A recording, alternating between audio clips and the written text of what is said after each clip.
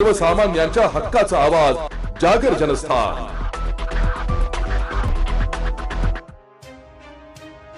प्रशासनाच्या एका हलगर्जीपणामुळे बळीराजाच्या हातातोंडाश आलेला घास कसा हिरावला जातो याचं अत्यंत विदारक चित्र शिरपूर तालुक्यात समोर आलंय।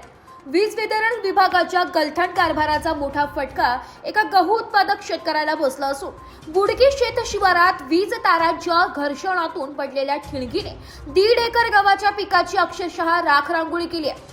काढणीला आलेला आणि डोळ्या देखत काढून ठेवलेला गहू या भीषण आगीत जळून खाक झाल्याने या गरीब शेतकऱ्याचं तब्बल 1.5 लाख रुपयांचं मोठं नुकसान झालंय। ग्रामस्थ आणि इतर शेतकऱ्यांनी तातडीने धाव घेत आग आटोक्यात आणल्यामुळे सुदैवाने शेजारच्या पिकांवरील मोठं संकट टळलं। मात्र स्वतःच्या कष्टाची होळी डोळ्यासमोर पाहणारा शेतकरी आता पूर्णपणे हतबल झाला असून महावितरणाच्या या गलथान कारभाराला जबाबदार कोण आणि या अश्रूंची भरपाई कोण देणार हाच खरा सवाल आता उपस्थित होत आहे।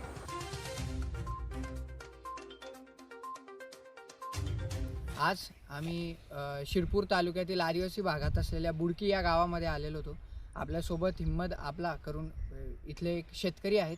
त्यांच्या 2 एकराचा गहू हा अक्षरशः जळून खाक झालेला आहे। इथं MSCBचे तार होते, त्या MSCBच्या तारांमध्ये काही तांत्रिक गडबड झाल्यामुळे त्या आगीनं सरळ या गहूला पेट घेतली आणि 2 एकरामध्ये असलेला सगळा गहू हा पूर्णपणे आगीत जळून खाक झालेला आहे। जवळजवळ 1.25 लाखाचं त्यांचं उत्पन्न येणार होतं, परंतु शेतकऱ्याचा तोंडाशी आलेला घास हा या घटनेमुळे हिरावून घेतलेला आहे। यासाठी आम्ही तहसीलदारांशी आणि प्रशासनाशी संपर्क तर साधलेलाच आहे, परंतु यामध्ये MSCBचा जो हलगर्जीपणामुळे या शेतकऱ्याला जे नुकसान झालेलं आहे, तरी या व्हिडिओच्या माध्यमातून MSCBला देखील आम्ही आवाहन करतो आणि प्रशासनालाही आवाहन करतो की या शेतकऱ्यांना तात्काळ त्यांची नुकसान भरपाई मिळाली पाहिजे। उत्पन्न एवढं मोठं उत्पन्न असताना 2 दिवसावरती उत्पन्न निघत असताना एवढा मोठा नुकसान या शेतकऱ्याला झालेला आहे, तरी प्रशासन आणि MSCBने तात्काळ यांना नुकसान भरपाई मिळवून द्यावी अशी आमची मागणी आहे आणि त्याबाबत आम्ही पाठपुरावा तर करणारच आहोत।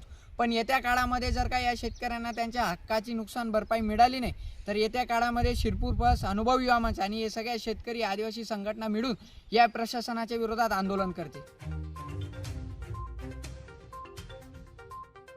जागर जनस्थानसाठी प्रतिनिधी रूपक बिरारी, धुळे।